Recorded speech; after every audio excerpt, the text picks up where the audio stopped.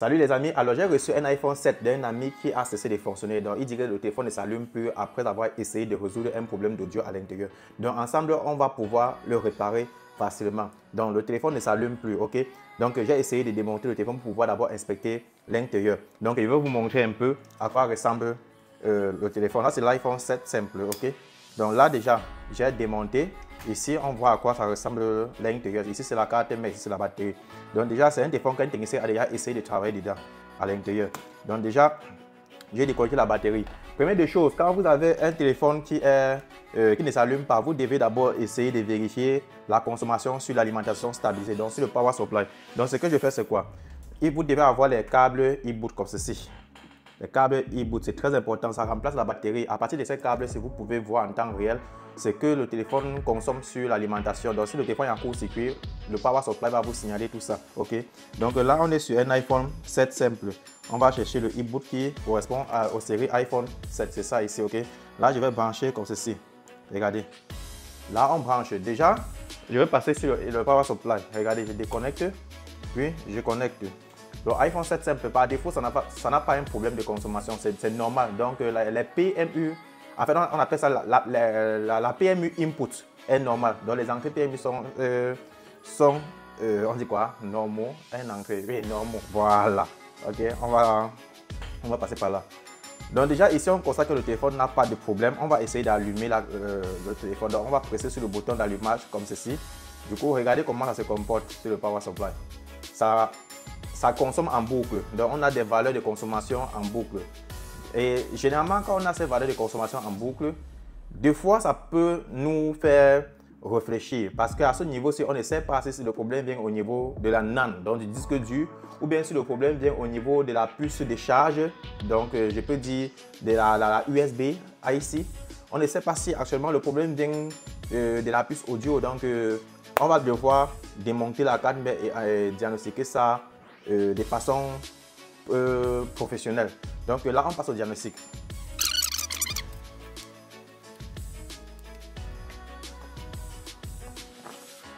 Ok, à ce niveau, on a déjà retiré la carte mère. Voici à quoi ressemble la carte mère. Déjà, on constate qu'ici, ils ont essayé de travailler ici. C'est pour cela qu'ils ont passé de l'adhésif ici. Là. Donc là, on peut inspecter encore de plus près. Voilà ça. Vous constatez qu'ici, ils ont essayé de bosser ici parce qu'ils ont enlevé. Généralement, il y a ce ruban par défaut que la carte mère vient avec, mais ça a été enlevé, remplacé par ce ruban-ci là. Donc avant tout, on va d'abord essayer de voir quel carnage les gars ont essayé de faire à l'intérieur, ok? Donc là, je démonte ce ruban comme ceci, puis je vais passer au microscope, ok? Là, je passe au microscope pour qu'on puisse voir en détail.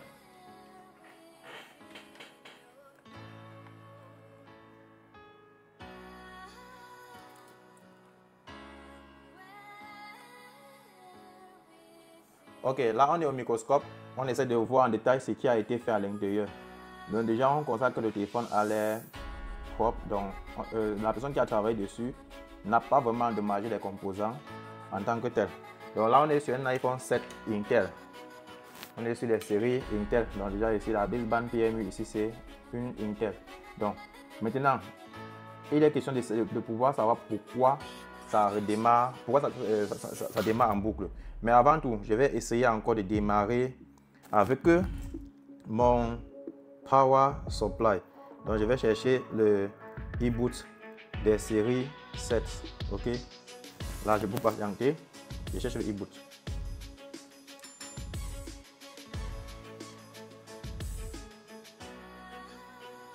Ok. Là, j'ai eu mon e-boot. Donc, je vais encore essayer de démarrer le téléphone. Vous comprenez? Puis, on va voir. Je connecte pour la batterie là. Ok. Puis, je vais essayer de démarrer. Voilà.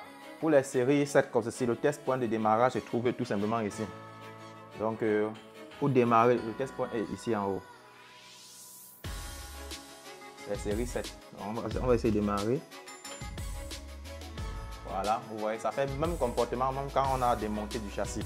Ok, là on va devoir contrôler ça à partir du multimètre parce qu'à ce niveau-ci, c'est le multimètre qui va faire le boulot. À partir du multimètre d'abord, parce que première des choses, c'est qu'on va d'abord effectuer comme diagnostic, on va d'abord contrôler les lignes principales. Donc, on est amené à contrôler les lignes principales de la carte mère, donc la vie BAT, la vie Zimen et la vie boost. Ça, c'est juste pour avoir l'esprit tranquille que bon, certes, en ce moment, on a un problème. Le problème qu'on a en ce moment est lié avec les outputs PMU, donc les PMU, la PMU output, les sorties PMU. Donc, il peut arriver qu'il y a un court-circuit sur une ligne buck ou bien sur une ligne LDO.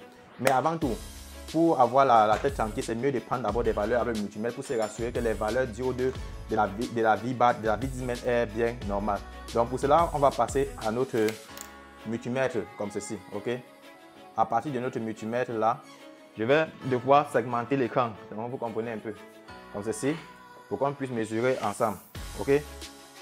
Voilà, un instant. Voilà, ici déjà, on va commencer par mesurer d'abord la vie batte. Ici, c'est le connecteur de batterie. Donc, ce qu'on va faire en réalité, c'est quoi? Je vais essayer de vous expliquer ça un peu plus facilement. Ok, un instant. Ok, une fois connecté comme ceci, je vais aller ouvrir le schématique de iPhone 7 Intel. Donc, voici iPhone 7 Intel partie A et partie B, parce que ce sont des single boards. Donc, ces 4 mètres sont également faciles à pouvoir réparer. Donc, ce que je vais faire, c'est quoi? Je vais aller sur la partie, ici c'est la partie A ici. Je vais vous montrer au niveau du connecteur de batterie qui est juste ici. Regardez bien. Ici, nous avons le connecteur de batterie là. La J2201. Tout ce que vous voyez J, ce sont les connecteurs ici. Les J sont les connecteurs. J. Les lettres J sont les connecteurs. Tout ce que vous allez voir avec des lettres comme les U, ce sont des circuits intégrés. Tout ce qui est U, ce sont des circuits intégrés. Et maintenant, tout ce qui est C, ce sont des condensateurs. Bref, on verra ça plus tard. Bon, là, ici, on est sur le connecteur de batterie ici. On va contrôler les lignes principales, à savoir la VBAT premièrement ici. Ça, c'est la ligne PP VBAT. Donc, cette ligne-ci, c'est la ligne qui permet d'alimenter premièrement la batterie. En fait, c'est la ligne que la batterie alimente les autres lignes. Donc, la VBAT, c'est une ligne qui supporte une tension de 4 volts en fait, 4,2 volts. Donc, la VBAT, elle passe par cette ligne du connecteur batterie. Puis, ça va sur la partie B de la carte mère ici. Donc, la VBAT va retrouver ce transistor MOSFET ici, dans la Q2101. Et ensuite, ça vient retrouver la taille grise de la U2101.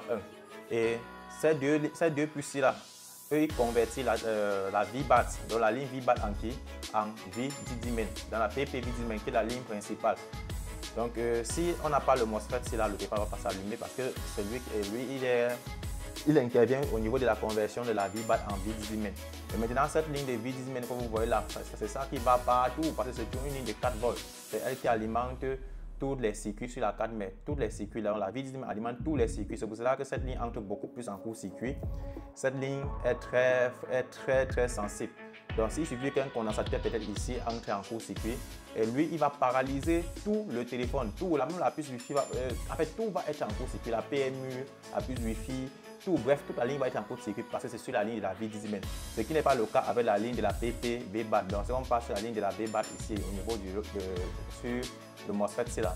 Vous allez voir que la VBAT, ça n'équipe que sur le connecteur de charge. Donc, si on va sur la partie AB comme ici, vous allez voir que ça n'équipe que sur le connecteur de charge ici. Donc, regardez bien, ça n'équipe que sur le connecteur de charge qui est ici, puis ça vient entrer dans le transistor MOSFET et dans la taille grise, donc la U2. Et c'est par la suite que celui-ci là, le MOSFET convertit ça avec la U2 pour former la V10 main. C'est cette V10 main qui va partout. Maintenant, cette V10 main également va alimenter la PMU. Maintenant, et en retour, la PMU reçoit cette tension de 4 volts pour pouvoir générer les sorties buck, donc pour pouvoir générer les outputs buck et LDO. Ok, c'est pour ça que vous voyez les lignes comme en fait les circuits intégrés comme la NAND utilisent les LDOs. Ça utilise les tensions 3 volts NAND pour que la NAND puisse démarrer. Et il y a également plusieurs lignes qui utilisent les LDO et il y a également les lignes qui utilisent les bucks. Les bucks sont très utilisés par le processeur. Donc pour ceux qui travaillent beaucoup sur les processeurs, vous allez constater que autour du processeur, il y a beaucoup de lignes qui bip. Donc la plupart des bobines ici, ce sont des bucks. Vous allez voir que tous les condensateurs qui sont autour des bobines ici, ou bien qui sont sur la même ligne, ou bien qui communiquent ensemble, vont tous biper. Ça va faire comme si c'est le court-circuit. C'est parce que la valeur d'iode est faible, la valeur de la résistance interne est faible. Parce que ce sont des lignes qui conduisent plutôt le courant, donc c'est le courant qui passe à l'intérieur, mais pas la tension. La tension est faible, mais le courant est élevé. C'est là en fait les bucks. Par contre, les LDO ont plutôt une tension élevée, mais un courant faible. Donc, là maintenant, une fois qu'on a eu la V10 main ici, à partir du transistor MOSFET là, cette VDD main va arriver sur la PMU. Maintenant, vu qu'à partir des séries 7, il y a beaucoup de fonctionnalités, et le processeur ou bien la PMU a besoin constamment d'énergie pour pouvoir alimenter certains autres circuits qui demandent beaucoup plus de puissance. C'est pour cela qu'ici, ils ont la puce boost. Ici, on a la puce boost. Donc, le boost IC, c'est celui-là maintenant qui crée, qui génère la VDD boost ici. Donc, on va sur la partie B ici. Ici, en haut, on a la puce boost qui génère la VDD boost. Vous voyez, la VDD n'est pas beaucoup. Donc, c'est juste, ça va sur la puce audio et sur quelques lignes, ça va sur la PMU, dans la puce d'alimentation. Donc, la puce boost, ça intervient que quand il y a des composants qui demandent un peu plus d'énergie ou un peu plus de puissance, c'est où la VDD boost intervient. Mais en général, la VDD fait déjà tout le boulot.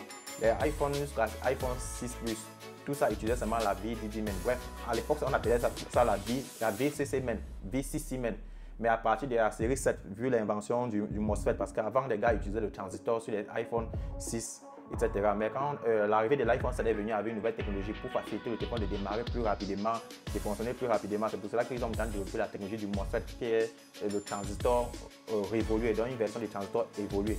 Donc c'est là on parle de MOSFET maintenant. Et maintenant, à partir du MOSFET, maintenant, c'est où maintenant ils ont transformé, au lieu de VCC main, c'est devenu maintenant VDD main, donc le voltage handheld.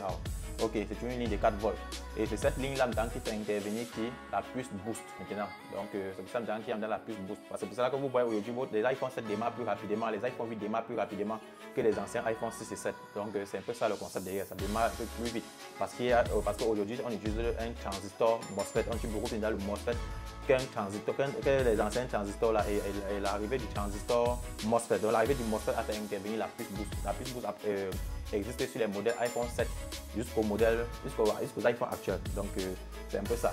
Donc je vais contrôler les 3 lignes, c'est que vous voyez là. Je vais contrôler qui? La VBAT, la ligne de la batterie qui est 4 volts. Ensuite je vais contrôler la VDD main, donc la ligne principale qui est également 4 volts. Puis je vais contrôler l'autre ligne qui est la V-boost. Une fois que je vais contrôler toutes ces lignes là, si il n'y a pas de court-circuit, ça veut dire que les lignes PMU input, donc les entrées PMU, il n'y a pas de problème. C'est où je vais maintenant contrôler les PMU output, donc les bucks et les LDO. Ok, donc là c'est plus facile.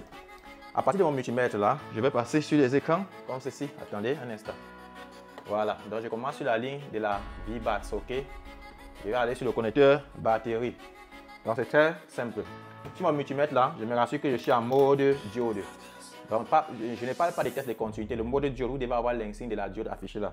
Ok, en mode diode, vous devez inverser le multimètre. Donc, vous devez inverser la polarité du multimètre. Le rouge va aller maintenant sur la GND. Donc, le rouge va sur la masse et ça va le noir qu'on va travailler. Le noir, c'est ça qui va aller sur le positif, donc sur le plus.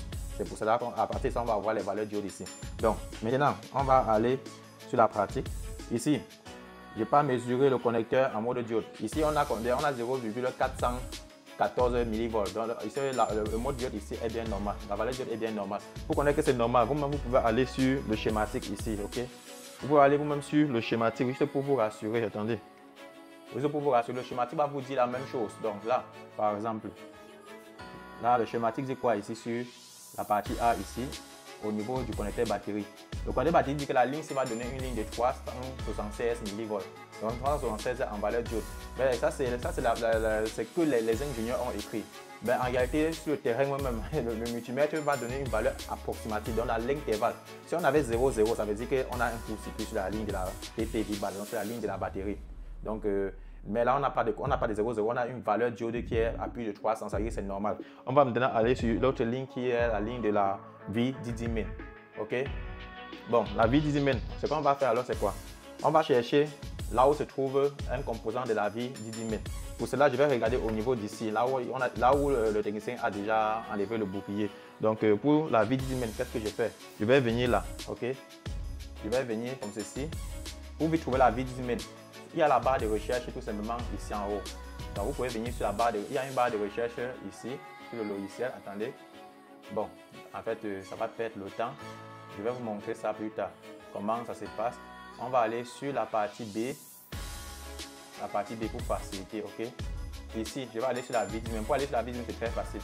Vous pouvez juste venir au niveau du MOSFET si vous cliquez pour regarder les VDD main. Une fois que vous avez vu VDD main ici, ce que je vais faire, je vais regarder quel composant ici fait partie de la VDD main. Bon, ici, je constate que ces condensateurs, si la lettre C, ce sont des condensateurs. Ils font partie de la VDD main. Tout ça, ça fait partie. Donc, je vais juste mesurer un condensateur il faut savoir que la partie grise ici, c'est la masse, donc c'est la GND. On ne va pas mesurer la GND, on va plutôt mesurer la partie orange, la partie qui est un peu orange là. Donc quand on clique, c'est rouge comme ceci, c'est la ligne positive. Donc je vais passer mesurer ça, c'est à côté de la baseband PMU, donc la BB PMU, ça c'est la puce d'alimentation de la baseband. Bref, je vais vous montrer ça plus facilement. C'est ça, attendez. Ok. Donc là, je viens ici, je mesure la VDD-min. Ici, c'est normal. On a combien? On a 0,317 millivolts. C'est OK, il n'y a pas de problème. C'est normal. Maintenant, on mesure la VDD boost. Les gars, je sais ce que je fais. Hein. Je sais ce que je fais. J'essaie déjà où se trouve le problème. C'est juste pour vous montrer un peu comment on procède au diagnostic. Je vais aller sur qui? Sur la VDD boost ici, sur le schématique. Donc, on va aller de nouveau sur le schématique pour que je puisse vous montrer ici. OK? Pour la VDD boost, ça se passe comment? Vous venez là, vous cherchez la ligne où il y a VDD boost comme ceci. Ça, c'est la puce boost. Donc, on a les condos aussi qui sont autour. On va mesurer les condos autour. Vous comprenez? Pour trouver la VDD boost. Là, on vient là. En fait. Attendez. On vient là. On mesure. La VDD boost, comment? C'est normal. On a 0,375 millivolts en mode diode. Donc, c'est bien normal. Alors, ça veut donc dire qu'on n'a pas de problème sur les inputs PMU, ok? On n'a pas de problème sur les PMU input. Donc, le problème de ce téléphone, c'est sur les lignes output. Donc, sur les lignes output, ça peut être une ligne Burke ou bien une ligne LDO. Mais généralement, pour un téléphone qui fait ce mouvement-là, j'ai l'habitude de tester d'abord les lignes autour de la NAND, ok? Donc, généralement, ici, autour de la NAND, là, parce que des fois, à partir d'un petit boulot, on peut mettre en court-circuit la NAND, le disque dur. Parce que ici, si on va aller sur le schématique ici, attendez, ici, comme ceci, on a la NAND ici, là. Ça, c'est le disque dur ici, le disque dur ici. Vous voyez, tous les composants qui sont les composants sur le circuit NAND. Donc, on a plusieurs condensateurs qui sont autour de la NAND. C'est là pour stabiliser la tension que la NAND utilise pour pouvoir communiquer avec le processeur. Parce que je veux dire que la NAND communique avec qui? Avec le processeur. Et cette NAND est alimentée par qui? Par la PMU, donc la puce d'alimentation, le Power Management Unit. C'est elle qui alimente la NAND et les condensateurs sont là pour filtrer et lisser la tension qui va sur la NAND. Donc, c'est un peu ça. Maintenant, généralement, quand on a ce problème de consommation, on contrôle les condos qui sont juste autour de la NAND. Parce qu'il peut arriver que ces condensateurs, il peut arriver que la ligne peut-être PP3 volt NAND est en court-circuit dû à une réparation qu'on a essayé de faire ici. Et si c'est en court-circuit, le téléphone ne va pas s'allumer. Donc, on va contrôler toujours en mode diode de ces lignes-ci là. Donc, on va venir chaque condensateur, on va mesurer pour se rassurer que c'est OK. Donc, pour cela, je vais de nouveau faire comment? Je vais aller sur mon cas pratique et mesurer. Voilà. Je fais là. Je retire d'abord la gomme qui est juste autour, puis je mesure. Vous voyez, il y a la gomme, non? Ici, la ligne ici est normale. 3 volts est normale. Je viens ici. Ici également est normal. Normal. C'est pas tous les condensateurs qu'on va le faire. Normalement, sur le schématique, il y a les lignes différentes autour de la NAND. Il y a les lignes de 3 volts NAND, il y a les 1 volt 8, donc ça dépend. Donc actuellement, je suis là-bas en train de me rassurer juste que c'est OK. Parce que si je regarde chaque fois le schéma pour regarder, ça va un peu me déranger. Bon, vous constatez que déjà ici autour de la NAND, tout est OK. Donc, le problème n'est pas au niveau du disque dur ou bien de la ligne du disque dur. Le problème n'est pas autour de la ligne du disque dur parce que toute la ligne est bien OK. Vous voyez, on n'a pas de 0, 0, 0, donc on n'a pas de court-circuit. Bon, à ce qui paraît, il a essayé de réparer la puce audio. Donc, il peut arriver que c'est la puce audio ce qui pose problème. Ils ont chauffé ça. Ça peut être en court-circuit à l'intérieur. Je vais d'abord essayer de dessouder cette puce audio pour pouvoir essayer d'allumer, d'abord pour voir si le téléphone peut démarrer. Parce que vous savez, même sans la puce audio, le téléphone peut toujours démarrer. Mais juste qu'on n'aura pas l'audio. Et si c'est le cas, on va remplacer la puce. OK? Donc, ce que je vais faire pour le moment, c'est dessouder cette puce-là. OK? Donc, je vais passer au microscope.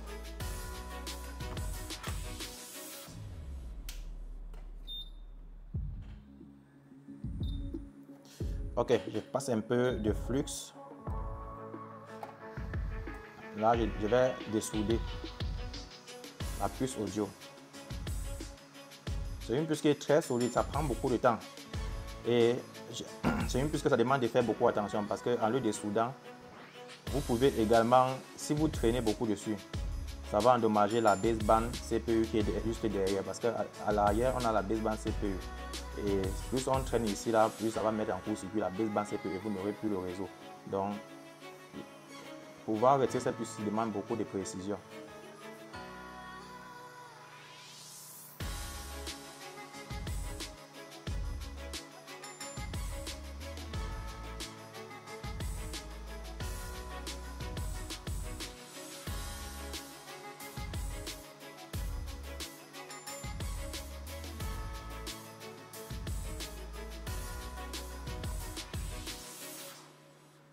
Ok, j'ai dessoudé la puce. Je vais un peu voir ce qui est en bas.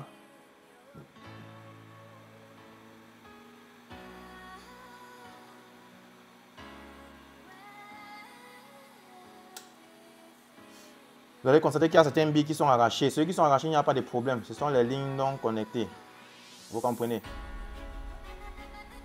Bon, j'essaie d'éviter que les GND se touchent ou bien que les lignes touchent d'autres pour éviter les courts-circuits après. Ok. Ce que donc je vais faire maintenant, c'est pouvoir tester si le téléphone peut démarrer pour le moment. Parce que vu l'historique de réparation, c'est que un autre réparateur avait essayé de réparer cette puce audio. Parce que des fois avec problème d'audio. Je vais refroidir la carte mère.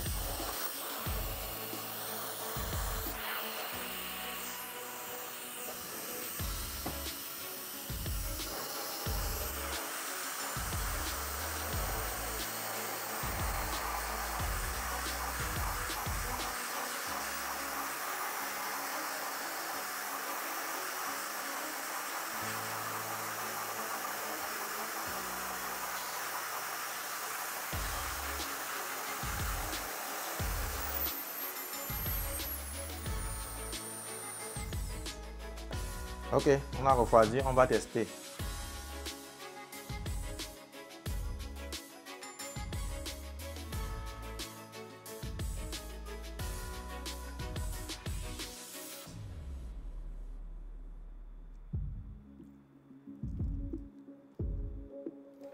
Voilà, on va essayer de connecter le e-boot et essayer de démarrer pour voir si actuellement ça va démarrer, si ça va continuer, ou bien ça va continuer son même problème. Voilà, on a le même problème. Donc ça veut dire que ce n'était pas la puce audio en fait. Ok. Bon, là il n'y a pas de souci. On va contrôler maintenant les lignes PMU output. Ok. Bon, je ne vais pas trop perdre le temps dessus. Je connais déjà cette ligne là par cœur. Je vous expliquerai cette ligne là quand on serait sur les cours sur les formations en ligne. Donc quand je vais lancer les formations en ligne et quand vous allez payer ces formations là, je vais préenregistrer les cours où j'explique tous les PMU input et output.